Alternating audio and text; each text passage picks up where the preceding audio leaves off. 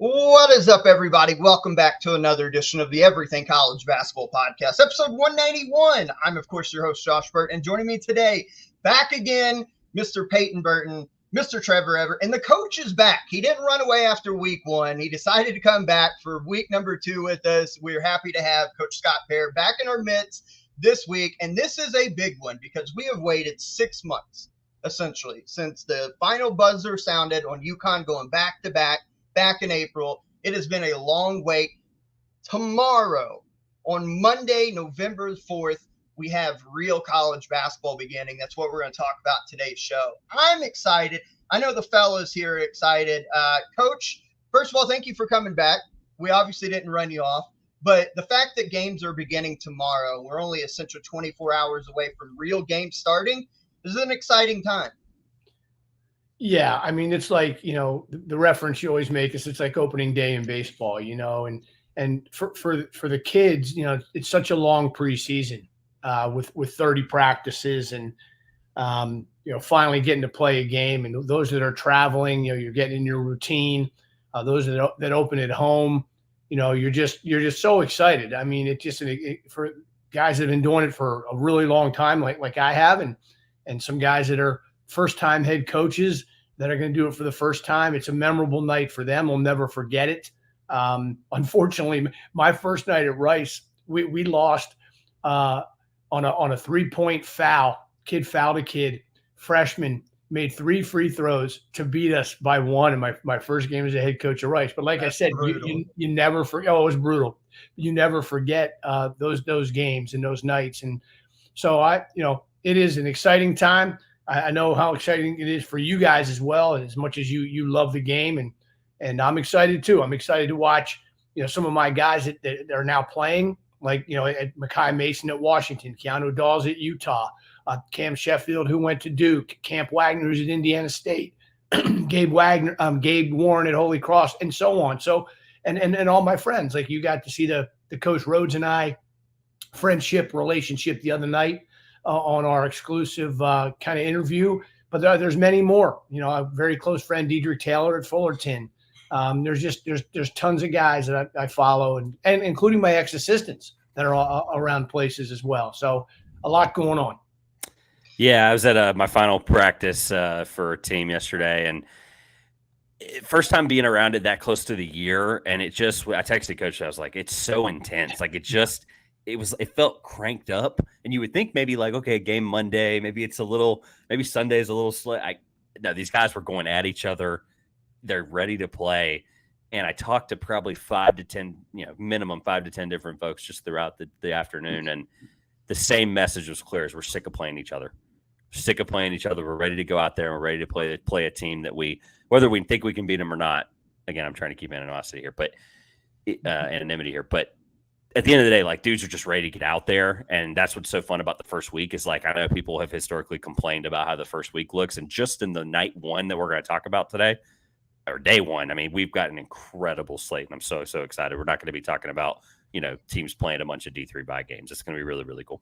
Yeah, it's so different for me in terms of that because I didn't pay attention to many other games. Maybe some of the ones in our league, obviously Mike, because like he said, he paid attention to Rice, Randolph-Macon, and, Lebanon Valley. You just don't have the bandwidth to do it.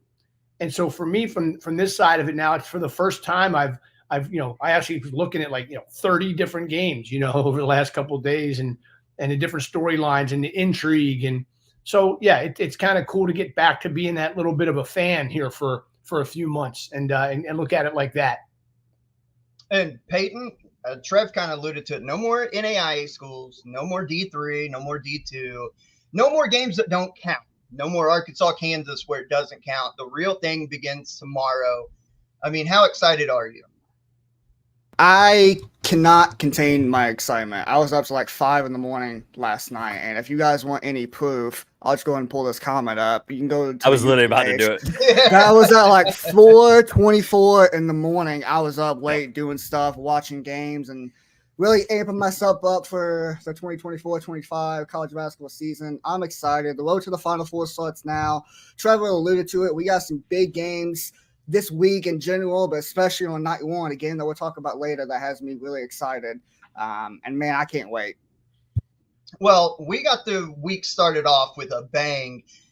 Just a few days ago, we had, and we'll plug this, and you guys can go watch in the archives. It's over at the ECB YouTube channel, youtube.com/@ECB Podcast 10 is where you can find us. We did an interview with Coach Mike Rhoades that went 37 minutes and some change, head coach of Penn State.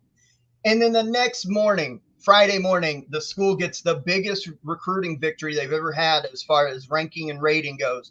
4-star combo guard Caden Mingo chooses Penn State over the likes of Wake Forest, Xavier, and many others. We put a tweet out, kind of joking, kind of not, however you want to look at it, that we obviously are good luck for Coach Rhoades and the Nittany Lions. But Coach Parrott, you know how difficult recruiting is, and we're going to get your thoughts on that here in just a minute. But for him to get such a highly rated player, the biggest that Penn State's ever had as far as the rankings go, what's that tell you about Coach Rhoades and kind of what he's building at Penn State? And Caden Mingo is a dog that's coming in. Yeah. First of all, just incredible timing for Mike to get him now. Like, there's already excitement, right? He's excited for the season. He told you how much he likes his team, how much he thinks his transfers are underrated, etc. And then you get that kid on the cusp of the season starting. Like, you just know your future, is working. You know what I mean? That what he's doing is working, and no matter what they end up being like this year, whatever, this kid is a top 50 player. Like, I'll give you an analogy. My first year at Arizona State, we won 8 games without James Harden.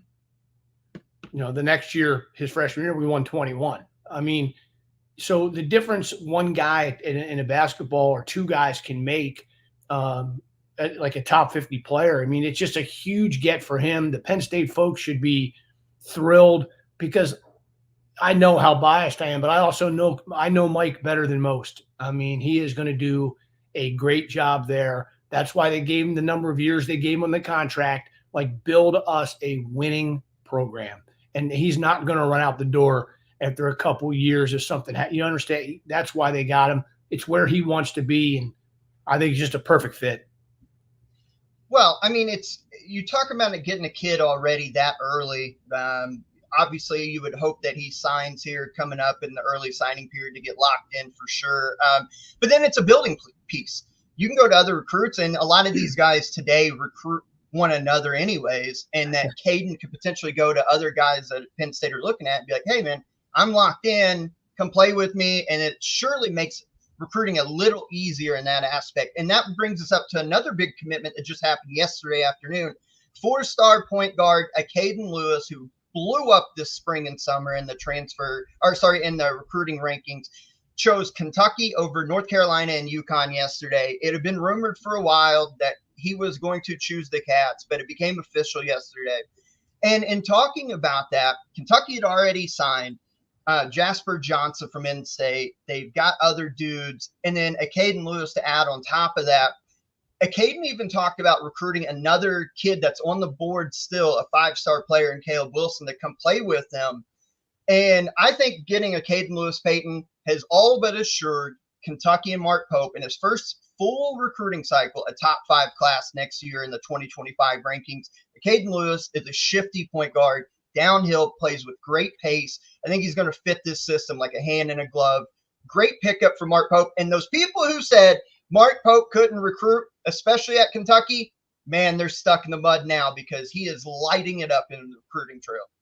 Yeah, that was the biggest question mark with the hires. Can Pope figure it out, the recruiting trail at Kentucky? Because he didn't get the high level recruits at BYU, but he got enough 4-stars where he was able to compete in the West Coast Conference, and his first year last year in the Big 12, he did really well. That was the biggest question mark, and I'll admit it, I was one of those critics who I had to wait and see what would happen, and he's killed it so far. He's gotten some big-time recruits, and he's going to continue to get big-time recruits. Kentucky has the NIL, they got the tradition, and the name alone, the brand name alone of Kentucky just sells itself. You ain't got to do much. You just got to finish the deal. So his game, recruiting trail off. Style of play for style, these kids. It's so attractive absolutely. for him. I mean, he's such an Like offensive mind. I mean, he's going to be able to sell that to these kids about his offensive and how he lets them play, how high scoring they're going to be. So to me, it's not surprising at all. I think he's going to do great.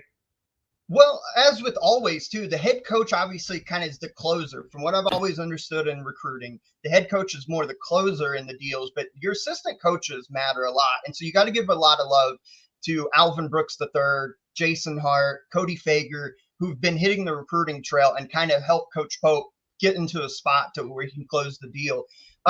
Another big-time recruiting win in your backyard there, Trev.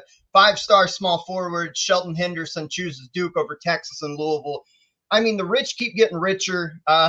One thing we didn't have to worry about with Jon Scheyer's recruiting, because he may have the number one class for as long as he's Duke every single year. They get another massive piece to build towards on their 2025 team. Shelton Henderson to Duke, huge get as always for the Dukies. Yeah, I'll be short and sweet. Henderson's an incredible player. He's 15th nationally, according to 24/7 Sports. And I mean, the point with Scheyer that I think people are starting to kind of understand is like, if they don't make the Final Four this year, we'll get to that at the end, but people are going to just it's going to be mayhem. And it's kind of unfair to him because of how much talent he's continuously been able to bring in. That was one of the things I never questioned about him was, okay, if it's the same structure base, because by the way, a lot of these assistants are assistants that have had experience in the program before. Actually, funny enough, you mentioned the assistants for Kentucky and who to give credit for. 24/7 actually credits Jai Lucas for the recruitment, right? Which is an incredible. He's an incredible, and maybe just be a feature I'm unaware of too. But like at the end of the day, Jai Lucas is such a big part of what that Duke infrastructure has been. They were one of the first, places to ever hire a GM, if not the first to hire a GM. She had executive experience at Nike. And these kids understand that they're going to make money coming there, but they're also going to be able to develop into pros. That's something that's consistently been true, even up until when Scheyer was through Scheyer's assistant tenure. But also, he's been successful. 2 Elite Eights, 2 identical records. Like even if they make the Elite Eight this year, these guys are not going to look at that, and they're not going to go to Kentucky, North Carolina, and whatever. They're going to look at Duke and go, they've made deep tournament ranking success, as well as I can go there and potentially boost my NBA draft stock. It's just a perfect win right now. And Duke's continuously going to continue to turn this stuff over. And obviously it's not just freshmen. We know with Henderson, but they've got some incredible transfers. I'm sure we'll talk about with them if we get to them in the Final Fours. They're bringing in transfers that are going to really help them. So this is just going to only make them even stronger. And then the last big recruitment victory that we want to talk about happened yesterday as well. 4-star point guard Isaiah Dennis chooses North Carolina over Tennessee and Wake Forest. I mean, the Tar Heels, another one of these blue bloods, like we've talked about with Kentucky, like we talked about with Duke. The rich keep getting richer. They've got their point guard for the future. Post RJ Davis, when he finally's done with college basketball at the end of this year, they can kind of look to a guy like Isaiah Dennis, or if Elliot Cadeau comes back next year. But they've got a new kid that's highly rated to come in to take over the point guard spot. I mean, Coach, again, the rich keep getting richer. It seems like the same handful of schools year in and year out get the highly rated kids. And there's a culture there about that. Yeah. Once you've established the tradition that these schools have and you put people in place and in charge like a Scheyer and a Pope, there's no reason they can't stay up where they've been with the Coach K's and the Coach Calipari's. And that's what these guys have done, and same with North Carolina. I mean, it's such a strong brand, and those brands carry, serious weight with these kids. They know the exposure they get. They know the chance of be coached, like to get them to the next level. They know what the opportunity there is. And they also know, I'm going to say the same thing about Duke and Carolina I said about Pope. They're playing in the 80s and 90s. Like these kids, these guys are scoring, playing, giving them freedom, and letting them play. And that is a big piece of it too. Well, I mean, that's a great point, because I know as a player myself, when we had the opportunity to run and get up and down the floor and get a lot of shots up, it was much more entertaining to play than a grinded out game. Like nobody really, and if you win, it kind of masks it, but like nobody really wants to play a game in the 45, 50 point region. If we can play up in the high 90s, it's a lot better. Coach, before we kind of move on from recruiting and stuff, we talked off air. this is your first year coming up that you haven't been on the sidelines in a while, and we were talking about recruiting and kind of what coaches are going through. So I'm going to give the floor to you. I want you as a coach to talk to us about these recruiting victories, what it's like to kind of go reel in a kid for a number of months or a year or however long it may be, and kind of what coaches are going through as we're 24 hours from the start of the year. Yeah. Okay. So I'll tell you a quick story because it's kind of recent. And that was the when we got Keanu Dawes to commit to us a year and a half ago. And I think it was Rice's highest rated recruit, maybe in history, when he committed to us. And I remember the day he committed and everybody, excitement, right? And everybody's going nuts and fired up. And I kind of said, it's 51% excitement and 49% relief, because the time and energy and invested in that relationship consumed a part of my life for 6 months. Anytime something associated with his recruitment came up, I had to take the call. If he and I were engaged in a text strand, I would never be the one who stopped it. So if we maybe could text for hours. So it consumed you. And I knew how important, how badly we wanted him. I knew what a great kid he was. I knew how much he fit us. Those are the recruiting pieces to it, right? Besides the talent. And to keep him home and go to Rice was a big deal. But that kind of answers your question. It is all encompassing, time consuming, and part relief, part excitement when you actually get it done. And you also hit on another thing too, like, the assistant coaches, depending on how each staff does it. Some guys do group recruiting. Some guys have a guy, has in charge of, the front line of certain different people. We worked on regions when we had guys in charge of different regions, but I also wanted the kid, the mom, the dad, the coaches to know my whole staff. So we would definitely do that the further down the road we got. But those guys play such a huge role in it too. And that's why Mike pointed out on that interview the other night, when people go back and watch it, is hiring your staff is so important, because you got to have people that you trust are delivering the message that you want delivered. And it's about the team and the group, and not about a coach just trying to get a recruit for his own personal agenda. And that makes sense. Peyton, I think you got something for Coach on that. Yeah, me and Josh was talking about this last week, and obviously we live in Indiana. We're very close to the Indiana fan base, so we hear a lot of stories from what's going around the Indiana program. One story that it came out here recently. A recruit named Braylon Mullins committed to Connecticut over Indiana, and he did an interview with somebody. I don't remember who it was, but he did an interview with somebody, and he said that one of the reasons he didn't commit to Indiana is because Coach Woodson didn't really keep in touch with them at all. He talked more to the assistant coaches than he ever did with Coach Woodson, and that was a big reason why he went to Connecticut, because Dan Hurley kept in touch a lot more. As a head coach, how important is it for you when you're recruiting the guys to stay in touch as much as you possibly can? It's a great question. And certain guys obviously handle it certain ways. For me, it was very important.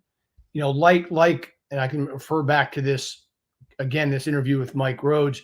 To me, he and I are so similar in that the relationships with our players is the most important thing. And then how they're treated when they come to our programs. We want to make sure we're consistent with that through the recruitment. And there's no surprises when they arrive, and because they didn't have a true relationship with us, or, so it was very important to me, because I wanted to know deep down who I was getting. Now, look, that level, those guys are recruiting at, it's a different world too. Indiana, UConn, Duke, Carolina, Kentucky, Kansas, Texas. I mean, it is just a whole different room you enter when you get involved in those jobs. And it becomes, it can become cutthroat. It can become, depends, dirty sometimes. It can become, because these top guys are going to be pros, a lot of them. And so it's just interesting how different people do different things. And I know how important that relationship, though, was with me personally. It was very important, Peyton. That seems like laziness on a part of a coach, especially an in-state kid, to be that highly, rated. He's a 5-star kid, a tremendous shooter, goes to Greenfield Central, not too far from us. And And to be recruiting for years, they started recruiting Peyton when he was a freshman in high school, essentially. Yeah, and then Dan Hurley. I'd love Dan to hear Hurley Coach came Woodson's side of that. I would love to hear the other side of it. But well, never and know. I understand that too. But like, if what Braylon's saying is true, yeah, we'll take him at face value. If Sure. what he's saying is true, like, I don't know. I don't know how to feel about that. Great on Dan Hurley though, because the kid's phenomenal. He'll fit well up in stores. He's phenomenal. Go ahead, Coach. No. Well, look, Dan Hurley now also has this in a place where he's kind of like Picks and chooses who he wants. Yeah. I mean, he's earned it. I mean, you win back-to-back national championships. I mean, it's incredible, right? I mean, so he knows exactly what fits him. He can tell these kids exactly what's going to, like later on, we talk about the Final Four predictions and all this stuff. And I'll tell you right now, I don't have UConn in mind. And I thought to myself, oh, I'm an idiot. I mean, how am I going to leave him out? I mean, I really, really think they could do it again. But that's just kind of where he's got this program, and a total credit to what he's done. It's incredible. It's the singular biggest flex you can do to a recruit. I mean, I think Rothstein said it best. He was like, I don't know, the biggest flex is I can look around and go, you think we can do this a third time? Because I think you're a big part of that. And then in sales, the first person to speak is one who loses. So all Hurley has to do is just put it out there and just obviously it's more to that. We just talked about it, but at the end of the day, and his the national structure championship around matters. him too. And his structure around him, like with UConn specifically, like look at the assistant coaches that he's retained every year that they've won. Like Luke Murray could be a head coach somewhere. Should be a head coach somewhere. Should be. And will be. But the fact that he keeps him in that continuity, it's like, again, back to the closer deal. Like you always heard with Calipari, he would get his foot in the door. His assistants would kind of keep contact. And then when it was time to close the deal, Cal would come in with all the charm, all the stuff that he does, and he would close the deal. That's kind of where Hurley's got this thing at too. Luke Murray and all of them could butter him up and do all that. But when it's time to hammer the deal home, Hurley comes in, drops his national title rings on the table. Are we doing this thing or not? And for an 18-year-old kid, I mean, it's a pretty easy choice. Coach, we mentioned it. We're going to talk about these games coming up tomorrow and this week, especially the early part of the week. You mentioned us. Obviously, it's hard, right? So I want you to talk us through kind of what coaches are going through 24 hours from the thing really beginning and these games really starting to matter. No matter where you are, what you're doing, there's a lot of anxiety. You want to make sure that you left, if you're playing tomorrow, that you left today's practice or whatever time you finished with your team totally believing they're going to play well. Winning and losing, of course, everybody wants to win. But what you want to make sure your team is believing is they're going to play well. Because if they don't play well, they're not going to win in most cases. Depending who you're playing, even if you play well, you may not win. I mean, there's just talent differentials, right? But you can still lose a game, against a team you're a 20-point underdog. You could lose 80-75 and you'd be upset you lost, but feel good about what game 2 is going to look like based on how your team, how you prepared, how ready you were. The kids stood up to the challenge. They didn't back down, boom, boom, boom, boom, boom, even though you're 0-1. And so those things are what you're focused on. You want your kids to play their best. You want them to have free minds, like Mike and I talked about the other day. You want them to be rested. That's also critical, right? Rest. And, so mentally and physically, they're free to go out and play a loose game and give them the best chance to perform well. So like on today, on like a Sunday, knowing you're playing tomorrow, you mentioned practice. Are you just going through a walkthrough today and getting a bunch of shots up to keep them rested? Or are you going through more practice, but as a lighter practice? It depends on everybody's situation. Because if I've got, 3 kids that have been hurt and just came back a few days ago, we're probably, going to go a little shorter because you need those guys to play, but you also need to make sure they get the reps. But you'll do some live stuff, yes. If you have a full squad, you're healthy and you're good, then you're going to have a probably 90-minute, 2-hour, pretty competitive practice, but you're going to do a ton of shooting. You're going to walk through a bunch of stuff on what you think you have scouting wise. They'll eat up some of that time as well. And then there's some coaches, they believe it doesn't matter what day it is, and they're going to go 2.5. They're just going to go hard as they can the whole time. And you know, that's just the way they are. So their kids are on edge and ready to go. And that's why this game is so interesting. And, you know, why you can win national championships with a 1-3-1 or, 2-3 zone and, or playing pack line or playing man or whatever. There's just so many different ways to do it, which makes it so fun and exciting. In the Season on a Brink book that I've read, I remember the movie that came out like 20 some years ago. ESPN did it. But the book is what it's based off of, following the Indiana Hoosiers. I'm wanting to say it was the 84-85 season, if I remember. They talked about Coach Knight's practices, and he was a believer in the beginning part of the year, the first couple months, they go 2.5 hours. Like, they would go long and hard. But then as the season started to wear on, the closer they got to March, it got whittled down to a little over an hour and a half at the most, because he wanted the kids more fresh. So I think it's interesting as far as like dynamics go. He believed in longer practices early, start shortening them and get more out of them as you get closer to March. I want to talk to you real quick about scouting, especially game one. The only thing you can really go off of with all these teams changing, seniors departing, transfer portal, I would assume is just exhibition games. And if the team didn't really play an exhibition game you could find tape on, how would you go about these first game or two with that very little to go off of? How do you scout? Like, what do you give your kids to kind of prepare them for the game ahead? Couple things. One, it's a challenge. It can be a mad scramble, trying to get the exhibition stuff and tapes and the secret scrimmages where you're not supposed to give it out, but yet friends do to friends, and all the backdoor stuff that occurs. A lot of scrambling. But the two things you do that matter. Is it the same coach? Because coaches do certain things. They are who they are in a lot of ways. And, you're going to see certain things. So is it the same coach? And then the other thing you really focus on with, like you said, all the changing is personnel. You really focus on personnel, because if they have 8 transfers and you can get synergy clips on all 8 of those transfers, you just show those, you really talk to your team about, this kid's a 2 dribble right pull up. If he goes left, he'll go all the way to the rim. He is a 28% career 3-point shooter. We're going to make sure he makes one before we really run him off the line. Certain things that you're just very personnel driven in that first game. And so that's about all you can do. And I think you got to be careful too that you don't overdo it, because I think that then shows anxiety to your team. Like, we practice 30 practices. We feel we're in good place with our team. We want to go out and play well. Yes, here's some of the things they're going to do. Here's some personnel stuff to help you, but we want to focus on us and us playing as well as we can. Well, I think that makes a total lot of sense to me. Fellas, let's move on. We've waited so long for games to officially begin, and they tip off tomorrow. We got to give a shout out. The first official game, I think, tips off tomorrow at 11 a.m., and it's right here in my hometown right now. IU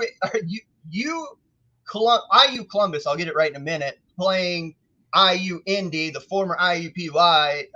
All these changes are driving me insane, but IU Indy against IU Columbus at 11 a.m. for those absolute sickos who are going to try to find a stream to watch that. Shout out to those teams. But the game we're going to begin first with is a part of the Field of 68 showcase, and it revolves around the new-look Charleston Cougars against Southern Illinois in a tremendous mid-major clash. Obviously, Charleston, they lose Pat Kelsey to Louisville, and they fill him in with a coach that's just as good at that level in Chris Mack, against Southern Illinois, who should be able to compete this year at the top of the Missouri Valley Conference. Trevor, I know this one has your name written all over it. Your feelings, how does the new era of Chris Mack-led Charleston look against Southern Illinois tomorrow? I'll summarize it best, since the magazine officially, people can buy it up until whatever day they want, but November 4th, that's it. I mean, the season's on, but I'll summarize it like this. Charleston's a consistently winning program, and hiring Chris Mack's not going to interrupt that in any way. I don't think it is. The guy I think people need to be thinking about and looking into a little bit more, if they aren't aware, is Darren Boyd from Lipscomb. He was an incredible player. I think he played about half the season last year, had a lingering injury. If he attacks the game early on, I had him as an all CAA first team player, I believe, as well. I did. Yep. And so I think that if they can figure out where they're going to be comfortable at the guard spot, because Berzovic is going to be incredible. Lazar is going to be incredible in the forward spots. I think if they figure out who's going to, not necessarily that they don't know who the alpha is, right? Because they've got an incredible player too with Tavares and AJ Smith from Citadel right down the road. I really like the rotation. I don't know how deep it is. That's the thing I'm going to be looking into is when they go to the second unit a few minutes into the game, how does that unit hold up, right? How does that stretch look? I know a Southern Illinois team that's really, really good. So Charleston, look, I'm not saying they're going to go out and they're going to run out like they did with Kelsey and be 27-6 and make the NCAA tournament again with Mac. I'm just not sure that that's the case. The CAA is deeper than it's ever been. And obviously the transition to a new coach is very, very interesting. You got to look at how that change goes. But I'm really excited for them. I think they're still going to be, they're the class of the league and they always have been. And I don't see Mac. I know he's been on the sidelines. He's been doing what we're doing for the last 2 to 3 years, right? Coach Bear is kind of getting to see what Chris Mack was doing the last few years. It's kind of interesting. What's he been out? 2.5 years? 2.5 years, yeah. Yeah. So yeah. 2022, he was let go from Louisville. And Peyton, that brings me up. Yeah. Go ahead.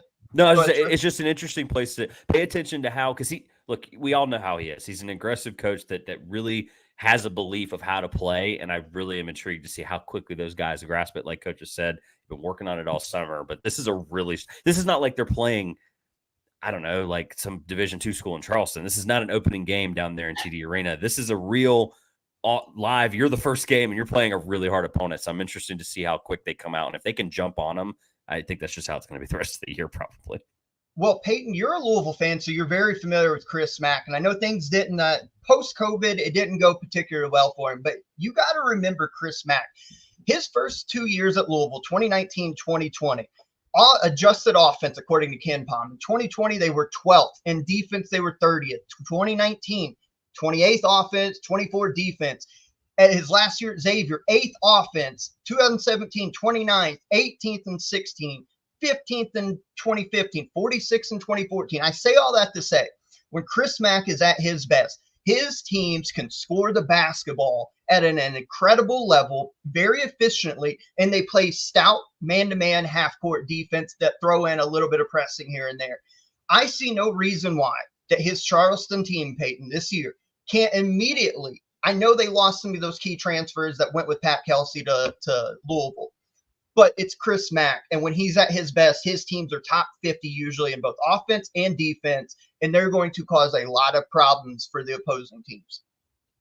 Yeah, absolutely. And one of the things that I loved about Mack at Louisville is he's not afraid to try shit. He'll always try to experiment with whether it's an adjustment on offense or defense. I'm just curious if he's going to use that pack line defense he used at Louisville for Charleston, because he took that basically from Tony Bennett and he just amped it up because it was way more aggressive than what Tony Bennett ever had at Virginia. We were jumping past the lanes, we were out pressing, something Virginia didn't really do under Tony Bennett. So I'm just curious if he's going to keep that same style, and also him being away from college basketball the last couple of years and be able to just sit back and watch it.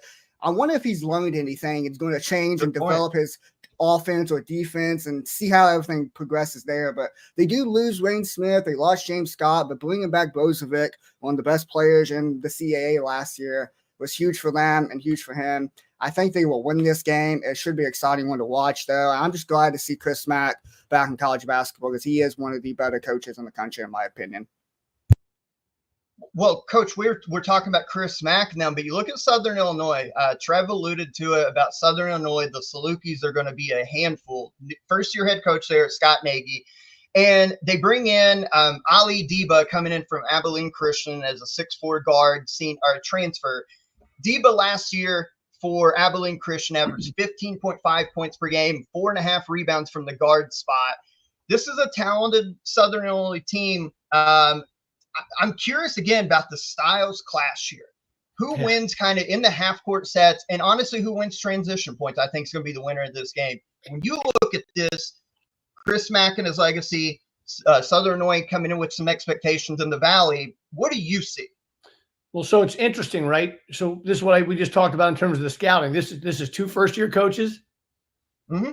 So, I mean, think about that. I mean, think about the what they're trying to figure out in terms of, did Chris Mack put some stuff on tape? Did they have exhibition games that Southern Illinois could see? Do they, there's so many things going on behind the scenes with this game that make it even more intriguing because it's two good programs, two good teams. Both coaches are going to do a great job. So what a way to kick it off. I mean, just a really cool, more to it than just a game, with all the kind of behind the scenes stuff that kind of we've been talking about and diving into here today. I would agree. Do we have prediction time? Trev, I'll start with you. Charleston, Southern Illinois. Charleston by 10. Oh, okay. Peyton? Charleston by 12. You guys are all going higher for Charleston. I think Charleston wins the game, but I think it's way closer down the end than you think. I think Charleston wins by 3. By 3 points. Neutral site game is going to be rough. If it was at home, like you mentioned, I favor him a little bit more. But, man, do not count out Ali D. But Abilene Christian's been a halfway decent program for the last couple years. He'll do well. I do well. Think so. Yeah. To Peyton and I's point, though, Mac's going to send a message that I 100% believe that. Be paying attention the first 10 minutes of that game and how they come out. I know you mentioned the pack line and all this other stuff, but I think they're going to try to kill them in the first 10 minutes. And I think that'll set the tone for not only this game, but the season. Yep. So you think they're going to press them? Like, do you? I'm talking about offensively. I think offensively they're going to be really aggressive. They're going to attack the rim very, very early on. Look, I got to see that kid more times than anybody probably that we know. That I'm very grateful because that kid is incredible. And he's only been better from what I'm hearing. Coach, who you got? Your first prediction with us: Charleston or Southern Illinois? I'm going to go. I'll go across the board with you guys in Charleston, but I'm going to lean more towards you. I think it's going to be close. I do too. Neutral site game. I think this thing is going to be a lot closer down the wire than just a lot of unknown, a lot of new things, a lot of nerves. I think it's going to be a close game, but I'll go with Chris Mack. Yeah, I agree. So clean sweep there. Also, the second game of that Field of 68 showcase, St. Louis against Santa Clara. St. Louis, new head coach Josh Schertz coming in from Indiana State, and he brings with him Kareem. What was his nickname?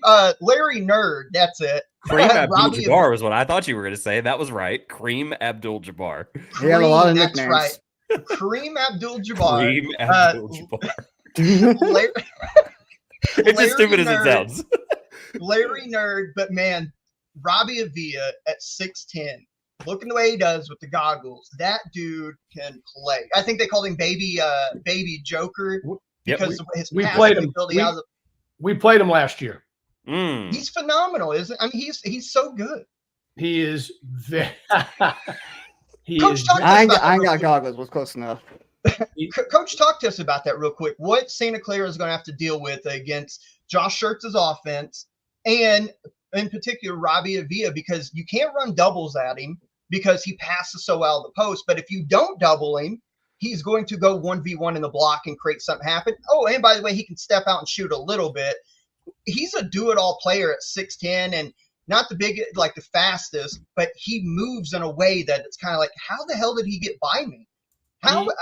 What's Santa Clara going to be up against tomorrow? Well, here's the first thing. All the things you mentioned are true, and he is a really smart player. I mean, he's really smart. He understands angles. He's great with his fakes. He understands, all the off-ball stuff that Josh does such a great job. Josh and I, became a little bit of friends. We spent some time we were in Vegas at this tournament, and when we didn't play them, our conference rooms are next to each other. We talked a little bit. We have a mutual friend in Dusty May. And so his offense is going to be really difficult to guard. Robbie, I think, is going to be that. It's one of the games I have on my sheet. I think it's just a really, really, really intriguing game tomorrow because Santa Clara is going to be good. Obviously I coached with Herb for 6 years, so I've That's a good point. Pay attention to this one a lot. He's done a terrific job there. He's had great players there, and they're going to be good again this year in a very tough league. So this game is and Josh's first game at St. Louis, so it's going to be a very intriguing matchup.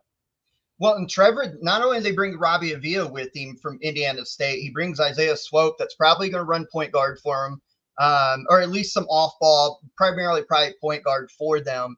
So he brings two kids that are very familiar with him, very familiar with his ideology and the way of playing, which I think will give them an upper hand against a very good Santa Clara team. Yeah, thanks for the segue right into Santa Clara, because this is a team that we have collectively, the four of us, have not talked about. I did not write them for the magazine, but this is one of my teams I'm bullish on this year. Really, really in on. Obviously, we know Sendek, his history back to my years here in Raleigh, as well as time with Coach Para. Really quick though, St. Louis. Sometimes the best gets are the ones you keep, and to keep around a guy like Gibson Jimerson, like that might be the biggest keep of all the offseason. I mean, to add him into what they already do and what they already were willing to run with Avila and just kind of the way he centers their offense, Jimerson's going to be incredible. Santa Clara, they had probably one of the better returning groups in the entire conference. And then they return, technically as a newcomer. Carlos Stewart comes back, a little boomerang transfer, I think, as we call it. So they essentially have 12 returning guys on a team that was 20 wins last year that was competing near the top of the league. They're only going to be better. Ball's an incredible player. This is a team I'm really bullish on, and I think Santa Clara wins this game. Peyton, when you see this game between two very good mid-majors that should contend for tournament berths in the respective conferences, what do you see out of this? You guys mentioned the offense from Indiana, almost Indiana State.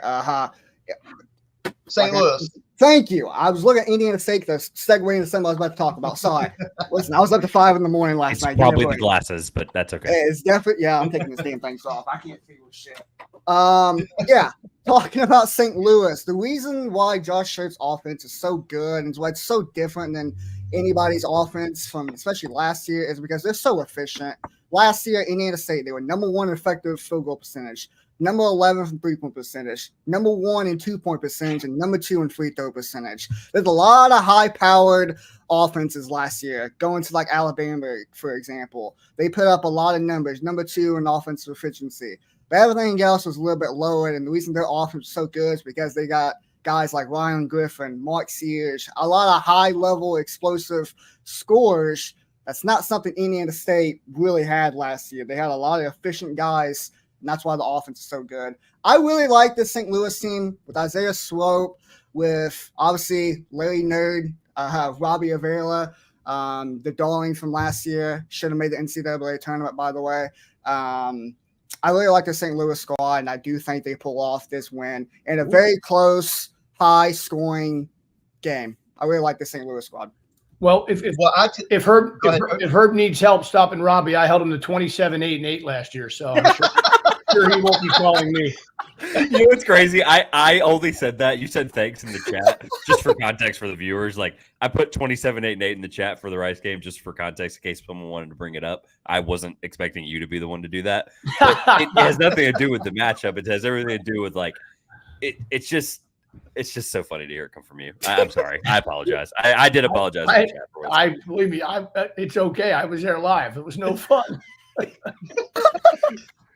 Pay really close attention to the ankle, by the way. That's one thing to think about. The ankle. He obviously, that recovery time seemed really quick. I mean, it felt like we were deep magazine prep. I think someone had texted us about St. Louis, whoever. I think it was Sam, who was writing for the A10, and he's like, "Hey, like, I like this team, but this ankle seems really bad." And it seems like it's kind of, I mean, within like 30 to 45 days, it was like, okay, he's starting to play. He's going to miss this exhibition. Now he's playing. So I just really hope that he's actually healthy, because if he's not, it's tough. Yeah. I'll give my prediction real quick. And I've always been told that when it's a close contest like this, when you have two teams that are similar in stature, it should be a close game. You usually lean with the team that's got the NBA players. And in this case, Santa Clara has Adama Ball, who could have went to the draft this year, pulled out to come back for another year. I think when you have an NBA talent like him at the mid-major level especially, I think that's the small margin that's going to make the difference in this game. I think he could go for like 25 and maybe even hit like a game winner or a clutch shot down at the end. I'm going Santa Clara. Ken Baum agrees. Ken Baum's got Santa Clara winning 80-78. I think that's somewhere around this game will be. I'm going Santa Clara. Give me the NBA player. Coach, are you going with your guy Herb and Santa Clara, or are you going to St. Louis in this one? It's a tough one. You know, it's funny. I just haven't – again, this is one where I just haven't followed Santa Clara a ton besides knowing some of the good players they've had. Whereas I coached against Josh. I coached against Swopes and Avila. So I'm kind of more biased towards the recency there of how good those guys are. I'll go with St. Louis, just in a small upset here. Trev, did you give a pick? I did. I've said Santa Clara, and I'm not gonna throw a 10 spot on it like I did with Charleston. I certainly won't be betting this game. I can tell you that. What's the number? What's the Vegas number? I can get it pulled up. Well, let me pull up. I bet FanDuel. They need to sponsor us, by the way. As much as that's why I didn't say anything. No free ads. No free ads. That's why I didn't say anything. No free ads. Hey, I'm going to try to reel them in here. Let me pull it up real quick. I'm pulling it up as well. Into basketball. I bet Santa Clara is a 1.5 point favorite. That I would have said bigger. I would have said 4 or 5. Yeah, I like my pick then. I'm sticking with it. St. Louis. 1.5. I don't have Santa Clara, and I think they cover. I don't know. Actually. Peyton got Peyton, you took. Who did you take, Peyton? I took St. Louis. Yep. St. Louis. So we have 2 St. Louis, 2 Santa Clara. Okay. And then the last game over at the Field 68 Showcase is McNeese State and South Dakota State. Guys, I'll be real quick on this. McNeese State was phenomenal last year. They were if you go back to our tournament special, I think, obviously, Coach wasn't on with us, but I think all 3 of us thought that they'd win that first round game. And what was it, a 5-12? And they ended up getting beat. But, man, this team is loaded good. One of the more high-scoring offenses in the country. Bring back a lot of key pieces. I think McNeese, no offense, South Dakota State, I think McNeese absolutely steamrolls South Dakota State tomorrow night in the Field of 68 Showcase. What's your guys' feelings on this? Go ahead. They received top 25 votes for a reason. I know we make fun of the AP top 25 a lot, but they receive votes in our top 25 as well, if I'm correct. Yeah, they did. I think that is only – look, we know how crazy Will Wade can be with some of like just the preparation stuff. And that, I'm telling you, that result right now is probably, like from the show on Apple TV with the soccer show. What was it called? Oh my gosh, I watched it all the time. Stuck It on the Wall, right? Believe, right? It's instead of Believe, it's the box love that score. Show too. Ted Lasso. There we go. Ted Lasso. Thank you. Instead of Believe on top of their locker room wall, it's the box score from last year. I assure you, it's hanging right now in the McNeese locker room at home and at this arena. And I think they're going to try to kill him again. I think it's another guy that's just going to want to put his foot down, get the season rolling because they're a momentum team. And I think McNeese wins this game handedly.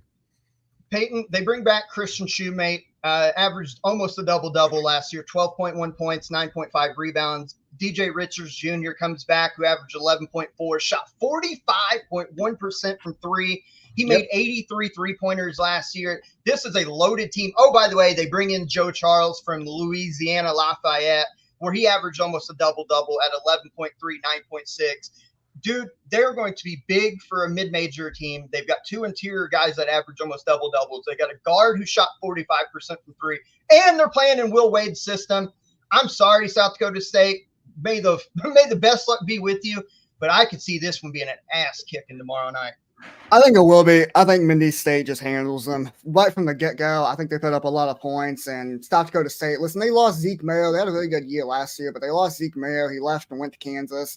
They got the work cut out for him. And when you lose a guy like Zeke Mayo and you're going up against a team that has basically 2 double-digit scores or 2 double-figure scores last year in Christian Shoemate and coming in from Louisiana, Joe Charles, along with the top 10, one of the best 3-point shooters in the country last year, man, it's going to be difficult for them to overcome. Give me McNeese State and a rout. Coach, you completing the sweep here, or are you going to put your faith in South Dakota State in this one? No, I'll go with the sweep. I think McNeese will handle it. We need to get some graphic. I'm going to work on that. We need to get some graphics made because every time College Game Day makes a 5-picker, you're right. They all look stupid. And so I feel like Herb Street right now. I'm at the end. I feel like Herb Street. I'm going to get it for us. Picking the other team because that's what usually happens. Yep. I don't know. McNeese is good. That's probably not the one we're worried about. It may be the one earlier we all agreed on, but yeah. Let's move on to probably the 2 biggest tomorrow for sure. And let's start with Texas, Ohio State. No, it's not football. This should be an incredible college basketball game. It's a part of the Hall of Fame. Where was it? I just had it right here. The Hall of Fame series is being played out in Vegas, so it's a late tip game for us out here on the East Coast. let's look at Texas. Their first year in the SEC this year. Rodney Terry's second official year, 2.5 if you count the year he took over for Chris Beard. And who did they bring back? Chendall Weaver, Caden Shedrick inside to try to block shots and all that. But it's the newcomers who's going to make Texas either a top 25 team all year and really compete at the SEC, or that could see them on the wrong side of the bubble come March. We talked about Indiana State. Julian Larry comes in to run that point guard spot, play off ball a little bit. Arthur Kaluma, formerly of Creighton, played last year at Kansas State. We know what type of player Arthur Kaluma is. Good in the mid-range, defender first, good rebounder, not so much a three-point threat, but brings a ton of experience. Tremont Mark started his career at Houston, did really well for a pretty bad Arkansas team last year, really started to find his groove. Not a great three-point shooter, but he's a capable three-point shooter, if that makes sense. Trey Johnson's the guy, 5-star guard coming in. He lit up the exhibition games. He's a dude that could potentially win. I know it sounds crazy with Cooper Flagg out there, but if somebody not named Cooper Flagg was to win National Freshman of the Year, Trey Johnson has good as chance as anybody. This kid is electric. Will get you 20 a night if you ask it from him. Texas has a lot of talent. Ohio State, on the other hand, you bring in a guy like Aaron Bradshaw to block shots coming in from Kentucky. You've got a dude that was interim but did so well at the end of the last year that you give him the full-time job. What do we see when we see Texas and Ohio State, both teams that are expected to make the NCAA tournament, compete in their conference at the top, upper level, top 4 potentially, and they have expectations? Peyton, I'll start with you on this one. I won't say I love this Texas team, but I love the potential of them with all the newcomers coming in. But Caden Shedrick has to be the guy inside that blocks a shot and a half, 2 shots a game like he's been capable of doing, and give them some interior depth, because it's going to be a lot of guard play for Rodney Terry's team. Yeah, and that's nothing that he's not used to. He's always, especially since he got the job and after the whole Chris Beard situation happened a couple years ago, he's always had some good guards down there at Texas. So that's not something that he won't be used to. I really like the potential, like you mentioned, of this Texas squad. They got a lot of talent on the roster. If you compare the talent to the rest of the SEC, I think they're probably top 3, top 4, one of the most talented teams inside the Southeastern Conference this year. But I think to start the season, I think they might start a little bit slower until they get time to gel with each other and get some chemistry down. And I think later on in the season, about late December, early January, I think that's when they'll start hit the mark before SC play starts. Ohio State, though, Bruce Thornton, he could be a running back in the college football. He's huge, bro. He's big. Maybe not for this Buckeyes team he couldn't, because they've got 2 of the best in the entire huge, country. But yeah, fair. 2 pretty good ones. He could be a running back if he wanted to. But he's playing college basketball, and he's just as good. Almost 16 points per game last year, 5 assists, shot 43% from the field and 33% from the three-point line. Meechie Johnson transferring in from South Carolina. Quick bursting guard, very slick handle. He shot 40% on last year at South Carolina. I do think they got a lot of good talent. Aaron Bradshaw coming in from Kentucky, high upside. I think Ohio State wins this game, but I don't feel too confident in this one. I do think it'll be lower scoring. Coach, let me ask you something. Oh, sorry, Trev. I want to ask Coach something just real quick. On Meechie Johnson, covered him a lot last year at South Carolina. He had obviously a career year for the Gamecocks last year. Dude was making shots. He was their guy for Lamont Paris's ball club, making a run at the SEC, making the NCAA tournament, all that. But we've seen him at Ohio State before. So my question is, was last year an anomaly when he went, changed colors, changed conferences, found himself a little bit? Now he's coming back to Ohio State, playing with incredible talent around him. He won't be the primary ball handler this year, you would think, with a guy like Bruce Thornton there. And you bring in other really talented pieces. Quez Glover coming in from Kansas State. Was last year an anomaly that Meechie Johnson put on that big of a show to get him back to Ohio State, or is that something that built confidence that he can carry forward this year? It's a good question. And I think what it comes down to is what you already brought up. It's the pieces and how they fit. Peyton talked a little bit about with Texas, and I do agree with Peyton that Texas will be better as we go along, right? Than maybe they will be tomorrow. Well, the same thing with like Ohio State. How do those pieces mesh? Veteran player, right? Good player.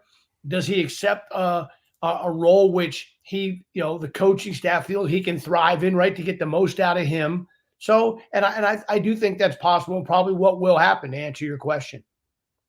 Well, on that, Trev, and I'll get to you on this. I think with Meechie Johnson and this team, his best role is off ball, spot up shooter. Let Thornton come downhill, whether it be off of a Sean Stewart. We didn't even talk about him coming in from Duke, setting a screen, or Aaron Bradshaw, because Bradshaw's shown a little bit. He can pick and pop, or he can dive to the rim with his athleticism at 7'1". And let Meechie be there on a catch and shoot scenario. If he's the guy that's always bringing the ball up and you play Thornton off ball, I don't think that's the best way to success for the Buckeyes this year. Let Meechie be a catch and shoot. He proved last year he's a better three-point shooter than what he was earlier in his career. Let him play off the ball, be kind of a secondary ball handler. I think that's the best way to get the most out of it. I have the same sentiments that everyone else has about Texas, but for Ohio State, I think they're going to start the year slower, and I think they're going to have to figure out where their consistent production comes from that they can rely on. Like you said with Meechie, like you said, his best spots are when he's not the primary ball handler, when he's on the side. This is the most in on a Texas team I've been in a long time. I mean, since I've joined this podcast, I've been probably the lowest out of anybody here on Texas. I think that's shown. I really, really like this Texas team. I like the way they're built from top to bottom. I think the front court, again, like anyone else, is going to be a question mark. Like we mentioned, you mentioned Shedrick and how much he's going to have to actually step up and be that important to them. But man, like, this is a really good Texas team. Like, I'm really, really excited to see how that guard rotation, because they've always, like Peyton said, they've always had good guards, but this group just seems like Kaluma might be like the fifth option. Honestly, like, he might just be at the fifth option where he can truly just play defense and hit deep I think threes. he's a big key, Trevor. Okay. He's burnt me in the past. He's burnt me in the past with expectations. Just because he's a good player. And if it comes down to accepting roles. If you're going to go to Texas, if Meechie's going to do what and you're going to want to play on these teams and try and make the Elite Eight and all this stuff, these guys have played 100 and 120 college basketball games. Oh, yeah. So if they accept their roles, I think Kaluma can be I'm not saying a all league fact. I'm saying a really key piece to their team. I want absolutely. To see Kaluma focus on being a defensive player first, because he's really good at that, and go downhill. I don't want to see him like he did at times at Kansas State last year. Settle for late in the shot clock 3-pointers, because that's not him. If he puts his head down, works out of the mid post, gets to the rim, then you're talking about a dude that can average like 17, 18 for this Longhorns team. Deep turnaround twos too. Like, he just took so many of them where I was like, dude, if you like you just said, if he attacked the rim a little bit, or like give him less opportunity to make. There was too many opportunities where he would make mistakes on the dribble, and like if he's just an effective player. Either whether it's, I'm fine with the threes. I'm fine with it's just, they have to get him in the right position. This is definitely the best group of guards he's ever played with. No disrespect to his previous stops. This is a fully deep rotation of guards that I think out the gate, like Julian Larry is a guy that I wanted to mention from Indiana State. That's somebody I'm sure that Schertz is just like, I mean, that probably keeps him up at night, not having Larry in the building. Like 44% 3-point shooter last year for Indiana State, averaged 11 points per game, 46% 3-point shooter, almost 3 attempts. Larry's, I think, he's just talking about accepting roles. He's not scoring 11 points a game on this team, probably. No. He's a guy that is going to be the one he'll make a big shot early on in the year, probably, and that'll be a name that kind of gets cranked back up in the national attention. I think they're going to be really, really good, and I think they beat Ohio State. I think Ohio State will be fine long term, but I think they're having basically everything everyone said about Texas, I have flipped, and I have Ohio State being the team that kind of needs some time to figure things out. Josh, I got to tell you, too, I'm looking like Meechie's got to shoot better than he shot. I mean, it's fair. Well, he does, yeah. That's 3 straight years at 32% from 3. Well, the thing about that 32% last year that was different than his other years is they were so timely. You watched him against Kentucky last year, watch him against Tennessee in big wins that South Carolina had. Late in the game, kind of game on the line, he was able to step up and make shots. So to me, that 32% was a little deceiving because he hit them when they mattered. But you're absolutely right. He's at least got to be 35%.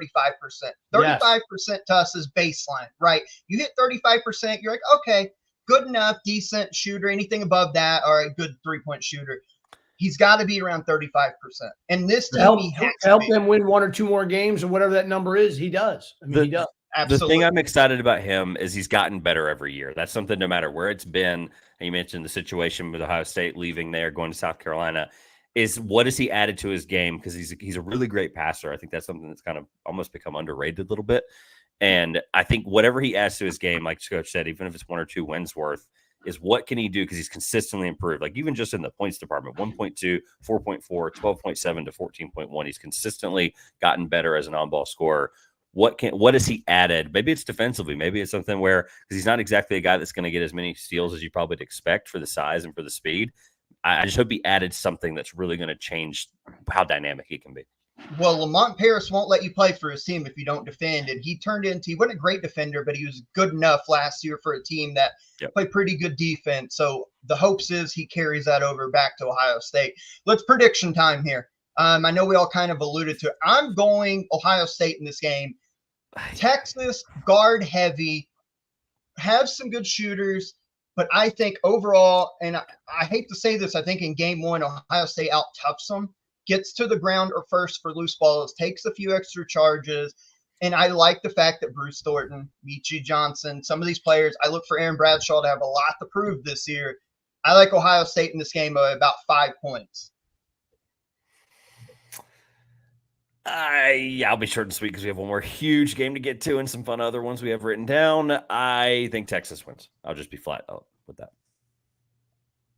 With Josh, I think the Buckeyes, Ohio State wins, and I like that 5-point margin he said. Again. Texas, baby, for Coach. I'll go with Texas for 2-2, and we're split on that one. I feel really good whenever I'm aligned with Coach on a pick, by the way. He's done this a lot longer than I have. Anytime he's last, he's after me, and he does the same thing. I'm like, I just fist bump it every year. I'm like, yeah. Just remember, I've been coaching a long time. I haven't paid a whole lot of attention to a lot of these teams. It's just a nice feeling. It's just for those wondering, the line right now in Vegas is Texas 2.5. That's right. Same as Santa. It's a coin flip. Yeah. Why I completely agree. Here's another coin flip, by far the biggest game tomorrow night, and it's a late start. We've got number 8, and these rankings, we're always going to use the ECB ones for those. Don't come at us like the AP rank of this. No, we're doing our rankings. Number 8, Baylor. Number 6, Gonzaga. Rematch of the 2021 National Championship game. Incredible game to start us off in college basketball. Scott Drew's Ball Club, Mark Few, really good friends, 2 teams that have national championship expectations. And I'm going to tell you why right here. I think Baylor wins this game. Not only do they bring back Jaden Nunn, they also bring back Langston Love, who missed a lot of time last year. But it's the newcomers, as always, as I mentioned earlier. Jeremy Roach comes in as a 5th-year senior, coming in from Duke, a ton of experience to help that backcourt. Norchad Omier, another 5th-year guy, walking double-double for the Miami Hurricanes in the last couple of years. But it's the guy. It's a freshman that I think is going to make Baylor either a national title chip contender or a team that just makes the second weekend, and that's VJ Edgecombe. When you talk about a guy who could rip away the National Freshman of the Year from Cooper Flagg, it's VJ Edgecombe. This kid as a guard is so athletic, explosive. He's a dude you look up in January and he's scoring 21 points a game. You're like, yeah, I'm not surprised. And you look at Scott Drew's style, not afraid to mix up defenses on the other end. He'll start man-to-man, but maybe if the game calls for it, they'll switch to a 2-3. Or if a team's hitting a bunch of threes, they'll go to a 3-2. Maybe they'll even match up out of it. He'll press if he needs to. They want to get up and down the floor, but they can play in the half court. I love Scott Drew as a head coach. It's kind of the reason I wanted him at Kentucky before Mark Pope took it. I love this team. I think that, especially in the backcourt, they're built to make deep run this year in March. And I think that they're going to overwhelm Gonzaga in the back 8 of this game. I love this team. We know Gonzaga is really good, Trevor. Tell me why Gonzaga not only should be in this, but could potentially win it as well. Ken, you should have called on someone else because I'm with you. Baylor wins this game. This is another team that I'm really bullish on. This team reminds me a lot of that 21-22 team, or the 20. I guess it would have been 2021 that won the national championship. Athletic. Yep. Has a point guard that they can rely on. I think Roach is a guy I've got a chance to watch up close the last few years here in Durham. And that kid, I mean, he hasn't been able to play point guard. Like he's going to roll the ball out tomorrow, and he's going to be a point guard for the first time in his college career. Like a true point guard that's actually, because they've given Proctor the reins for so many years at Duke, and Roach kind of had to play that off the bench or that off guard role, and it wasn't really his role. And when he's just going to be incredible. He's going to set up all these guys. I think he raises VJ Edgecombe's floor completely. The question for me is Norchad Omier going to be that dynamic of a big? Are they going to play him more as a forward and him be able to be, because he's really their only true center if you're not talking about, Josh, I think it's Ojuwana. Ojuwana. Yeah. Norchad Omier is going to have to be, when Miami was good, the issue that I anytime they lost a big game that year that they made the Final Four was when Omier had to be too much of a five. Whenever it forced him to be in a position where he's not able to unlock himself offensively because he's having to be so worried about the other team's big at 6'7". He can play up to that, but my biggest fear is that they're too reliant on him, and I hope that one of these guys can step up there and be like another secondary big. But they don't really need it because they've got such a damn good guard rotation. This is one of my favorite teams in the country. I'm super, super excited for them. I think they would be good. Coach, when you look at Baylor, they're not the biggest team. That Ojuwana kid is their tallest kid at 6'10". So what that screams to me is what Scott Drew is going to do is run a lot of small ball. We're going to see Omier at the 5, but probably extend him out. Or try to isolate him, extend everybody else up, play like a 4-round-1 to try to get him opportune 1v1 in the post. But I think you're going to see a lot of small ball out of Baylor here this year. This might be like an Elite 8 game. Oh, absolutely. Yeah. Absolutely. I mean, you talk about, just two great programs, continuity, almost, 10, 15 years of winning.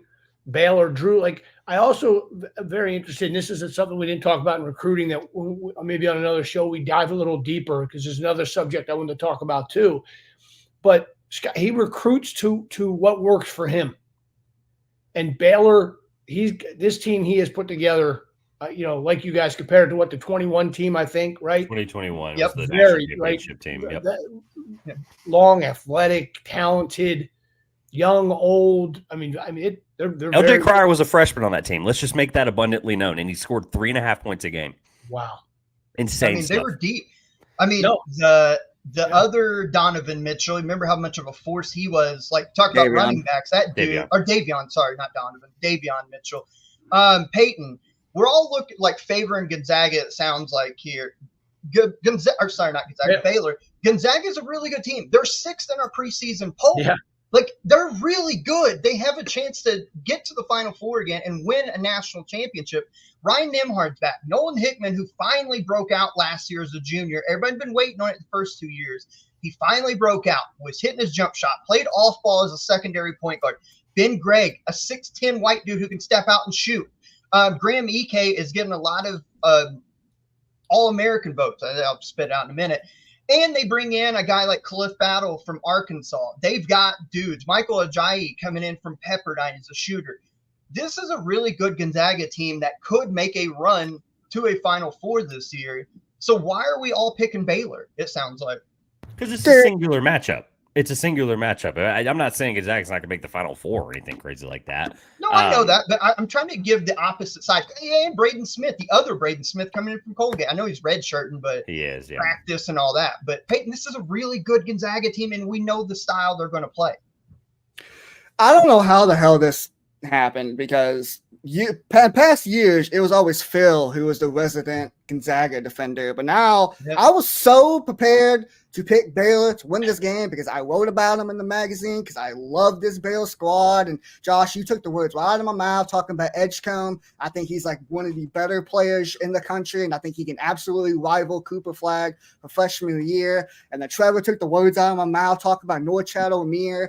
I was so prepared to talk about Baylor and how they're going to win this game, but I'm switching my pick to Gonzaga because the one thing that concerns me about Baylor is outside of Norchad Omier, the front court depth is not very good. One thing that Gonzaga does very well, they have Grant Ike, who can definitely have an All-American type of season this year. Tore Kansas up last season in the Sweet 16. had almost like 15 points and 9 rebounds. He's due for a big year. They got a lot of guys coming in. You mentioned Braden Smith from Colgate. Still Venters, who did pull his Achilles last year, is coming from Eastern Washington, won the Big Sky Player of the Year in 2022-2023 season. Khalif Battle from Arkansas, Emmanuel, I can't even say this damn name. I'm not even Chinte. Chinte from Tarleton State. Ajayi, like they got so much talent. They're so explosive in offense, and they're going to push the pace, something Baylor doesn't really do under Scott Drew, even though they definitely could because the edge comes really good in transition. I think Gonzaga is going to up the tempo, and with the lack of depth in the front court for Baylor, that can lead them to get into foul trouble if they have no one coming off the bench in that front court to help deal with the guys like Graham Ike, and obviously their explosive guards that Gonzaga has. I can't believe I'm doing this, but I'm going with the Zags. So you brought up a good point about the front court, and we talked about the lack of size potential with Baylor, and we've talked about Graham Ike, physical load, 6'9", 250 inside. Ben Gregg at 6'10", more of a perimeter player, but has shown last year to be able to score inside. Braden Huff, another big dude at 6'10", 250. They will have the interior advantage over Baylor. I think the guards wash out. I think it's going to be such an incredible backcourt matchup. You talk about Nembhard and Nolan Hickman against Baylor's guards. I think it's so good it's almost a wash. So it does come down to the front court. Here's my one thing with Gonzaga's front court. If EK gets in foul trouble and you have to go to Braden Huff, he's not a scorer. If you have to go to Ben Gregg, as like I said, the 5, he is a shooter, but not a tremendous scorer. If he plays on the perimeter, he will give Norchad Omier problems. If he tries to go inside on the block, Omier is physical enough to kind of push him off the block and make him do something else. That's my one thing with Gonzaga. With that being said, I'm going Baylor. They're 3.5-point underdogs in this game. I was just going to ask you guys to guess the line.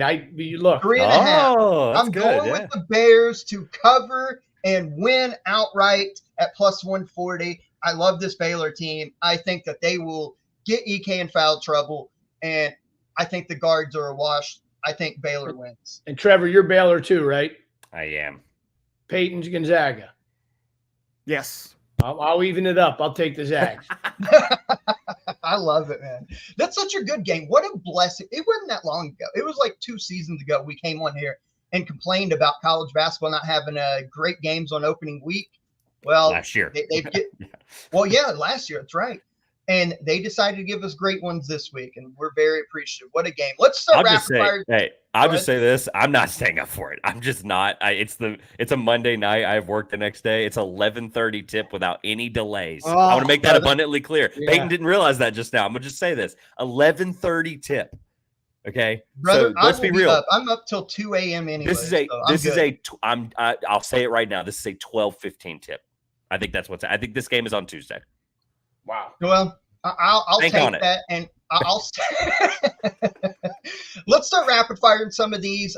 Just some notable games. Let's talk about Maine at number 5 Duke. Not that we think Duke's in any danger of losing this game. No offense to the Black Bears up there in Maine, but how ironic. Cooper Flagg, we've been talking about from Maine, gets to play against the school, one of the schools that recruited him to stay at home.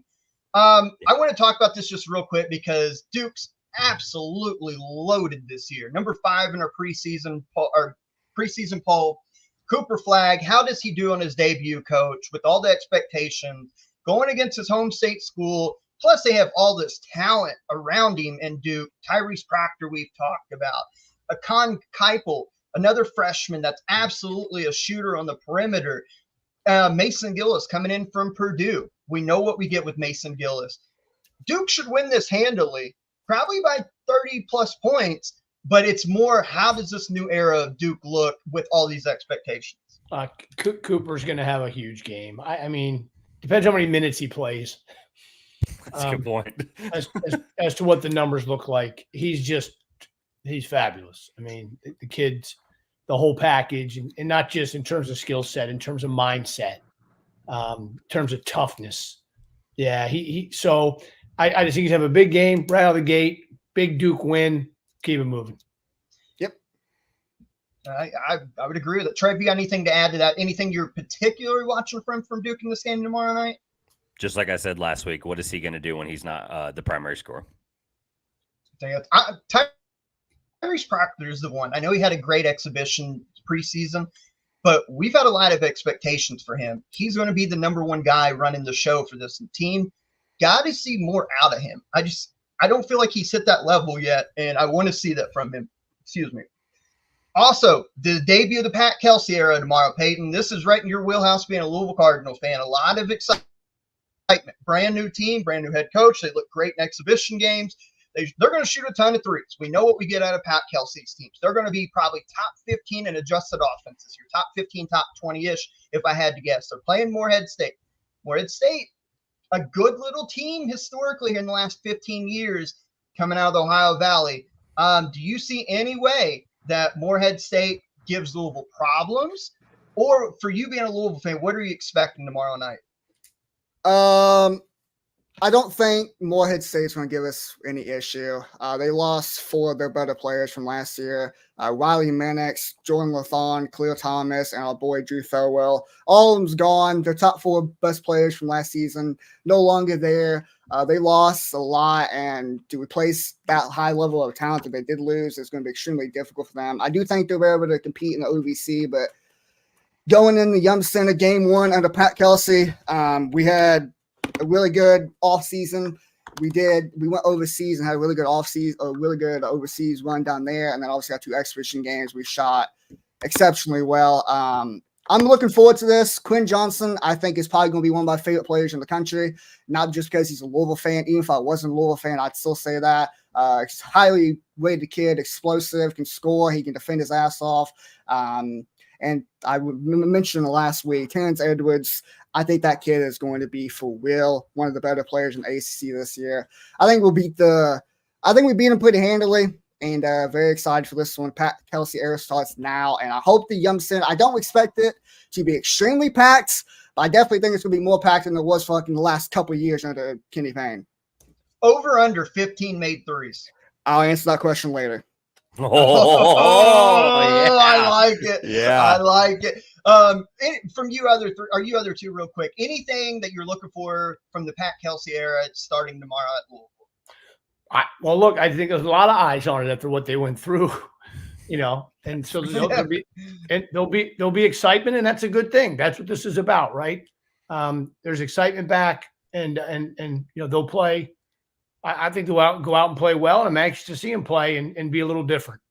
I know it's game 1, but maybe a lot different. I know it's game 1, but how replicatable is the Kelsey system?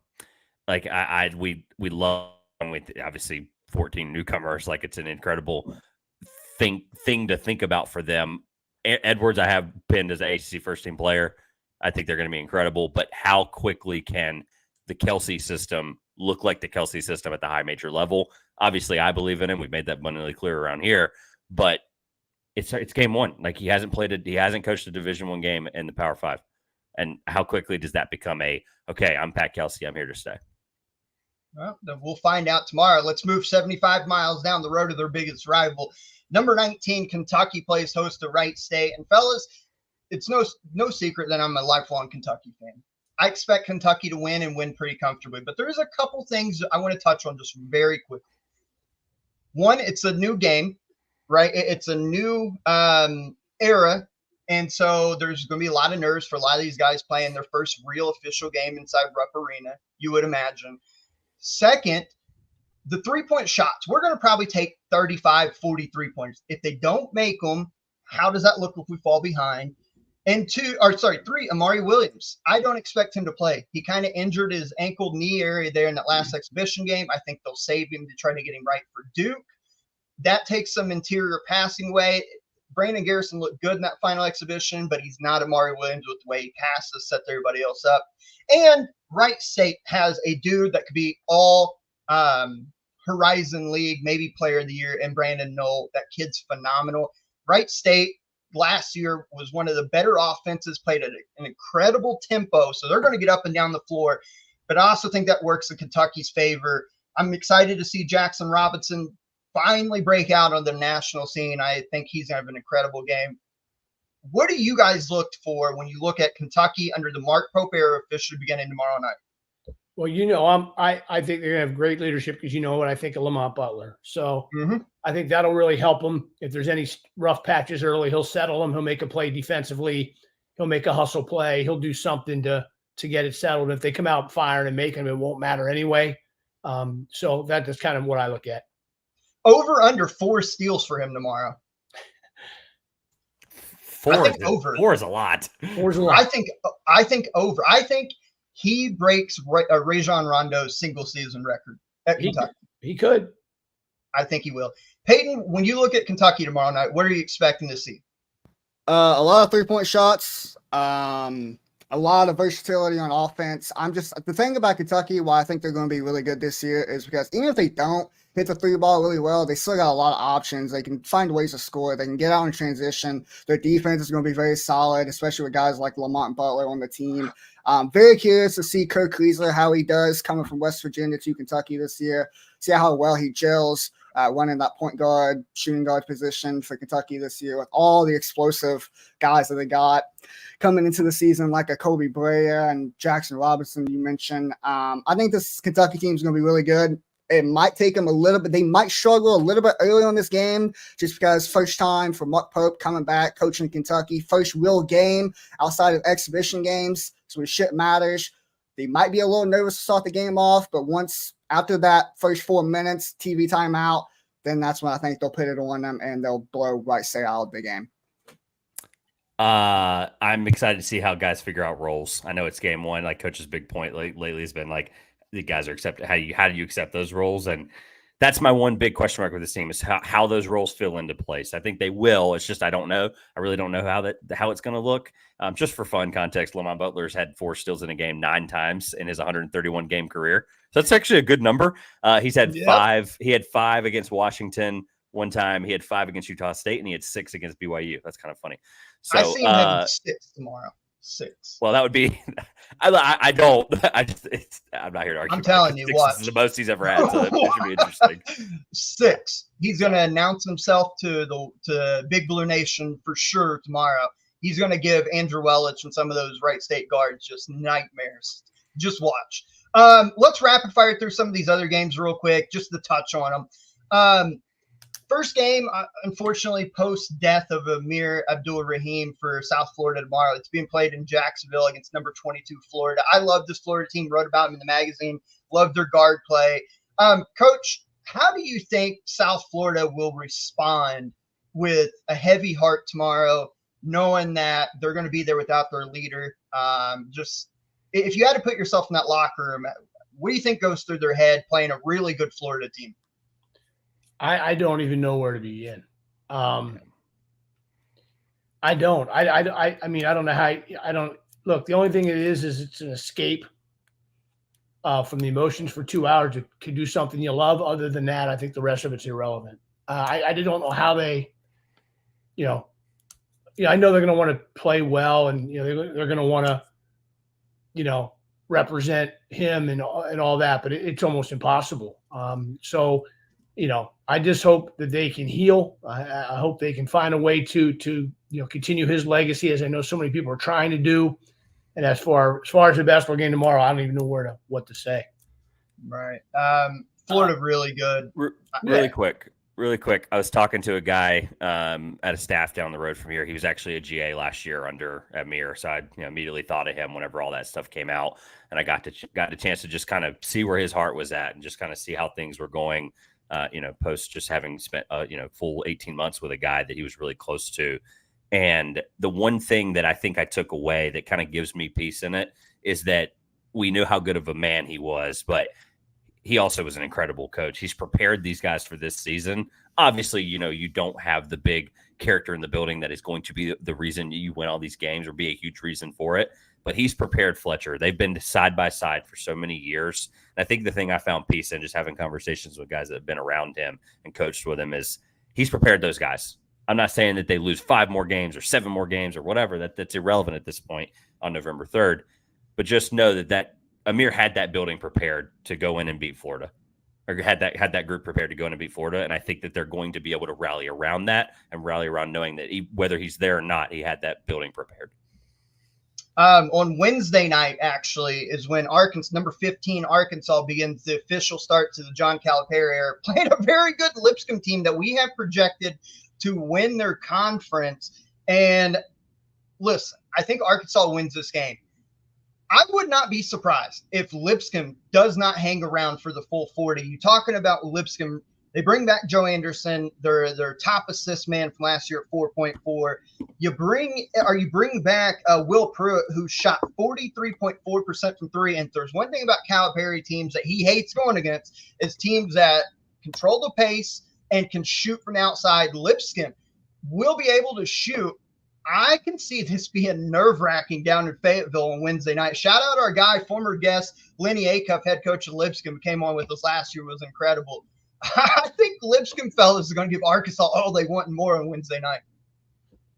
Teams that can make shots and do those things are dangerous all the time. No matter who or where they play. All the time. Go ahead, Trevor. I was going to say, Coach, I know you had some games you wanted to get to. Yeah. Well, I just have some interesting ones, like Missouri at Memphis. Right? What did Missouri win last year? 8? Yeah, they didn't win a single not one SEC game. Memphis, kind of interesting offseason. So I find that game interesting. How about 3 teams that won 20 or more games last year going on the road to some teams? Like in Archie's third year, Fairfield at Rhode Island, third year for Archie Miller. It's good. Eastern Washington, 21 wins going to Colorado. Sam Houston, 21 wins going to Nevada, who had 26 wins. I mean, there's some very intriguing games. Different situations. That's the other thing to think about too. A lot of moving around in those 3 or 4 programs, but they've all been really good for the last few years. Yes. Something to think about. I got a few real quick. I'll hit. Last year we all jumped on a podcast after opening night, and we all freaked out because James Madison beat Michigan State. And so I'll give the CAA some love. Monmouth goes to Michigan State. King Rice is obviously, we know, an incredible coach. He's been around the program for a really long time. Obviously doesn't have his son Xander to score 40 a game anymore, but Monmouth is an incredible player. If you're watching this game, maybe it's in your multi-box on another screen or something. Jarrett Valencia, he was a ridiculous all-freshman last year, one of the best defenders, I think, at the entire mid-major level. I think he can give Michigan State some problems. I'm not saying Monmouth wins this game, middle of the league team for the CAA, but I think that's one to circle. Texas A&M UCF, that's a true road game for A&M, a team that I'll get to here in a minute for another segment we're going to do. And then I have one more, Wichita State and Western Kentucky. That was the other one I have. No real notes from there. I just really like those 2 programs and just how they've looked recently, kind of to Coach's point. And then I'd be remorse if I didn't mention 2 first D1 games, Mercyhurst at George Washington and West Georgia at Mississippi State. We are now officially up to 300, and I believe it's 64 programs.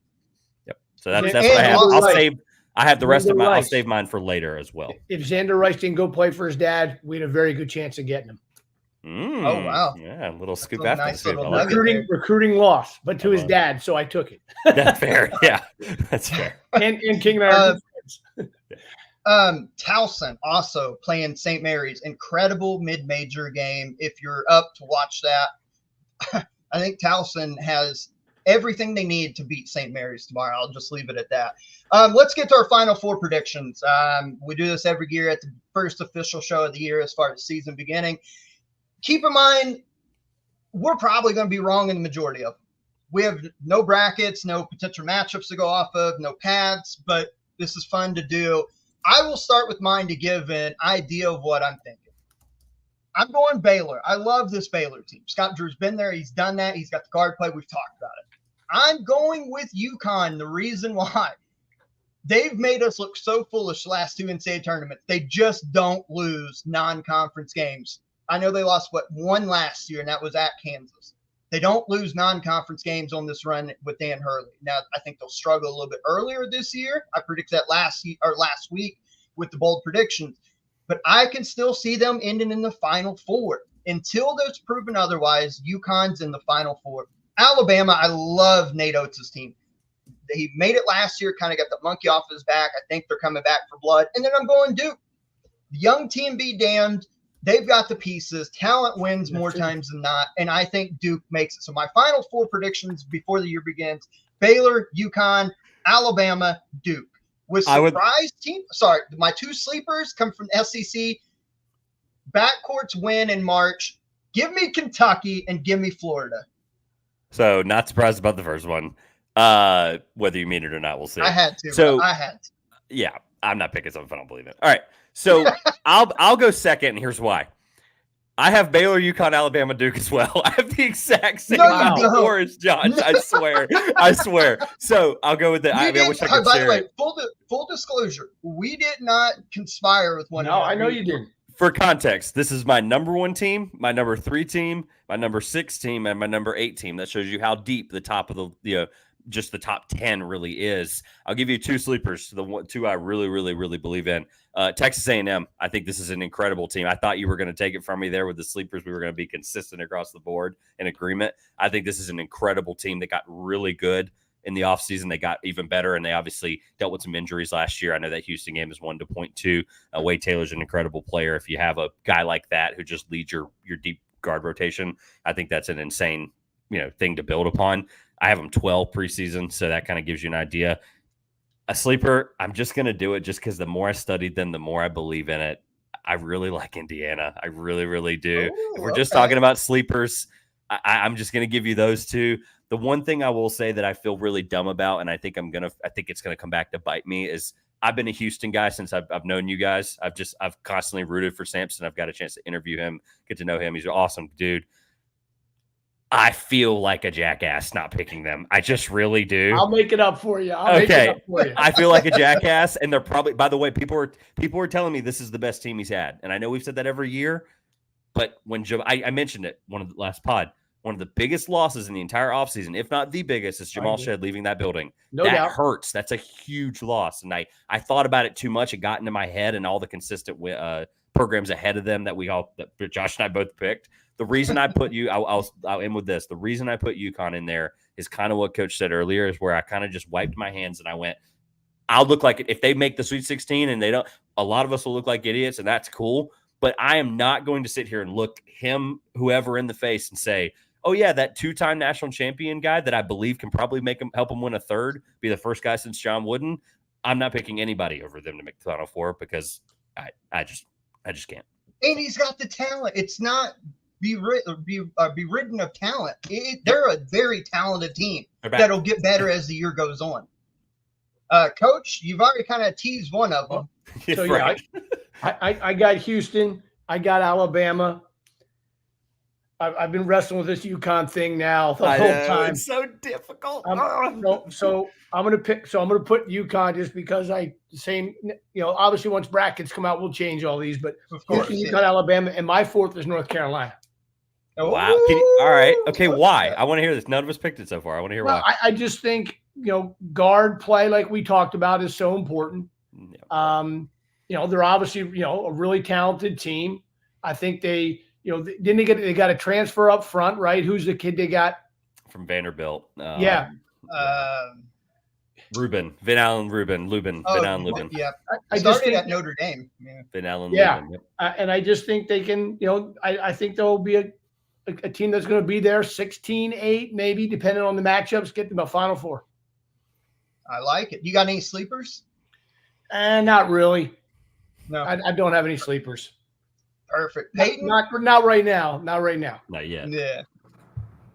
My Final Four picks, I got Alabama, Duke, Kansas, and I got a Big East squad, but it ain't UConn. Give me St. John's. I think St. John's. You talk about, listen, it's Rick Pitino, and he has guards, and I think he has one of the best backcourt duos in the country and definitely in the Big East with Davion Smith and Kadari Richmond. I think they got a well-balanced roster. It all comes down if they can hit shots. Last year, they shot 34% from 3. If they can find a way to hit more shots this year, then I do like their chances. And I'm going to say, if he does make a Final Four with this team, with St. John's, I think this will be his 4th squad going to the Final Four. I'm calling him the greatest coach of all time. So I'll throw one more out there because I think they need to be observed. They have not been mentioned a single time in the last 1 hour and 33 minutes. Creighton has a chance to – Kalkbrenner has a chance to do something that only, I believe, Patrick Ewing has ever done, win 4 straight Defensive player of the years in the Big East. I I'll believe put them as a that's sleeper it. if you want me to put a sleeper. I had them down just in pencil as like, okay, I know they got a guy from overseas they're waiting on some eligibility stuff from. But Creighton is a team I've had my eye on all offseason. I think McDermott can coach. I mean, that was probably the most frustrating non-ACC game I've watched as a State fan the last few years when we played Creighton. We drew them last year or 2 years ago, excuse me, I think it was at 11 or whatever. And I was like, are you kidding me? Creighton? And everybody had them penciled into the Final Four or whatever. And man, I think if they can figure things out, I know they had some interesting losses, but Kalkbrenner, I mean, he's one of the best players in the country. Like, he just is. Like, I believe he was at the ECB center. I think he was either that or just off as a defensive national player of the year. So I'd be remorse not to mention them. Well, I love all those. We have a couple that we all agreed on, a few different ones. I liked it because I think it shows the depth in college basketball. Let's bring back and start to end the show. We've done this, Peyton and I, 7 years now. People love it. It's the Bank on It segment. We do it every Sunday where we get a little bold with stuff with our predictions. We're going to try to keep a running counter this year to see how good or bad we do.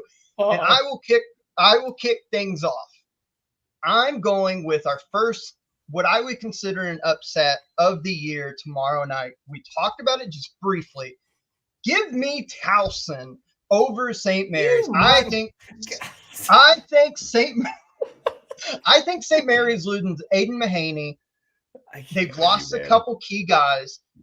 They're going to play. We know how they're going to play. They're going to play at an extremely slow pace, late in the shot clock. They're going to try to grind it out. Towson brings back the rookie of the year in that conference last year. They've got incredible depth for that level. I think they're going to try to speed this game up. And if it gets too sped up, historically, St. Mary's does not do well trailing from behind big. I think Towson wins and wins comfortably. Bank on it. Did you say they're going to? You said Towson's going to speed the game up? I think that they will try to speed the game up in spurts. Let me rephrase it. In spurts. I know Towson slows it down too, but when you play a team like St. Mary's that has historically better talent, right? You can't beat them at their own game. So I expect Towson to try to opportune run, try to create live ball turnovers to get in transition and speed it up that way. I don't necessarily mean press and get up and down like you would in Alabama or a team like that. I'm talking about speed it up to a pace that St. Mary's maybe isn't as comfortable with. Okay. I'm annoyed because I figured someone else was going to have that one as well. So I had a backup one prepared. I knew you were going to do that probably. I was like, you know what? I've been talking up in text with y'all all offseason that Towson's the team. There, by the way, I was just seeing how you would respond to the guard thing. Yeah, no. They have the best backcourt that they've ever had under Scary. I want to get a quote from him this year if I can. One of his biggest regrets, I believe, is redshirting Dylan Williamson and not giving him big freshman experience. He's going to be a dynamically quick guard. Tejada led him in scoring in their exhibition against St. John's. Towson's going to be incredible. They're going to be able to play the same ball. Scary swears up and down, minus Charles Thompson, who's not been there. He's first time in 5 years without Charles Thompson. That they're going to still be able to play their offensive rebounding ways and their really hard defensive ways. And that's my biggest question for them. But in a night one, somebody, catch them slipping on a row. I'm with you. Towson can do it. So I will pivot and I will go with Chattanooga beats USC. Chattanooga is one of the best mid-majors in the entire country. Eric Musselman in year one, in most places, it takes him time to figure things out. Don't get me wrong. St. Thomas, Bryce Pope, even down to Desmond Claude, like some incredible players. He's got a really, really good team, I think, just talent-wise at the top. But Chattanooga also, with Hunter Huff and some others as well, have one of the best backcourts in the entire country. And I know that includes top major teams. I think Chattanooga beats USC on the road. Bank on it. I love it. Peyton? I'll go next. I'll let Coach go last since it's the first time doing this. I talked about it a little bit earlier when I said I'll answer your question about Louisville and how many threes they hit in this game or later. I think opening night, the two premier teams in the Bluegrass State, Louisville and Kentucky, combined in the opening game. Now I'm not talking about opening week. Opening game, 55 threes. Made? Combined opening game. My God. 4 in our first exhibition game, and Kentucky hit basically the same. So, my God. Right up the nets. Is there an over-under on that I can take? Go ahead. Go ahead. I'll send you my I payment for love the under right now, Coach. Give me I let me know you're love at it. Listen, PayPal. I'm in. I'm not hating on it at all. Dude, I love that.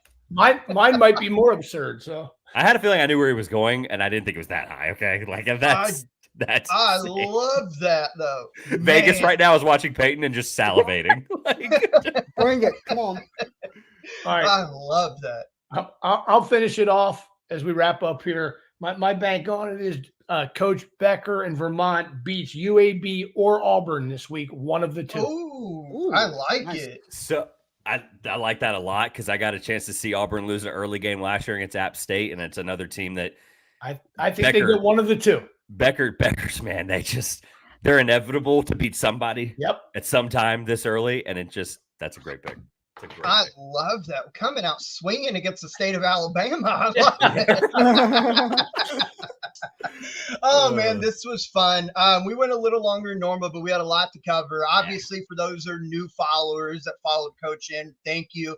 We hope you guys enjoy us all year long. Most Sundays, we don't have this many games to talk about, but it's opening day, opening week. We have a lot to talk about. We do plan on being live Thursday, our first Thursday show. It's a much shorter show. It's a quick hour because we have so many games this upcoming weekend to talk about. We have Friday, North Carolina, Kansas. Let me repeat that. North Carolina, Kansas deserves our undivided attention, as does Tennessee going on the road to Louisville, and there's a few others. So Thursday, we will be live again for episode 192, talking about those games and a couple of other time, big ones. Josh? Normally we go 5:30, but to get Trevor involved, what did we say, Trev? 6. Well, this one this one I wouldn't worry about because I'll be on the road to Columbus, Ohio for Ohio State Purdue, which I just found out not that long ago is a noon kickoff. Okay. So pray for us on that. Okay, we will plan. We'll put the full information out, but should be live Thursday 5:30 Eastern, maybe 6. We'll put the information out. That works. We've got a lot going on Friday, so we need to get to that and talk about those games. But the college basketball season is here. It begins officially tomorrow, Monday, November the 4th. I can't believe it's here. I'm excited as can be. Go check out our Coach Mike Rhodes interview we did Thursday. It's up on the YouTube channel. Shout out to our sponsor this year, Beauty to Beast Nutrition, located in downtown Edinburgh, Indiana. We're happy to have them back on board. If you are in the Central Indiana area and stop by, tell them ECB sent you 10% off your entire purchase. I promise you, it is great protein drinks that do not taste nasty. But for everybody here, I hope you guys enjoyed this lengthier episode. We have finally made it. Tomorrow, the season begins. We can talk about real action from here on out. But until Thursday, we hope you guys enjoyed this. Enjoy the rest of your Sunday. Go, Pack, go. We got to beat the Lions today. Take control of the division. But until Thursday, for all of us, we appreciate you, and we'll see you later. Peace. Enjoy it. College basketball's back, baby. Oh, God.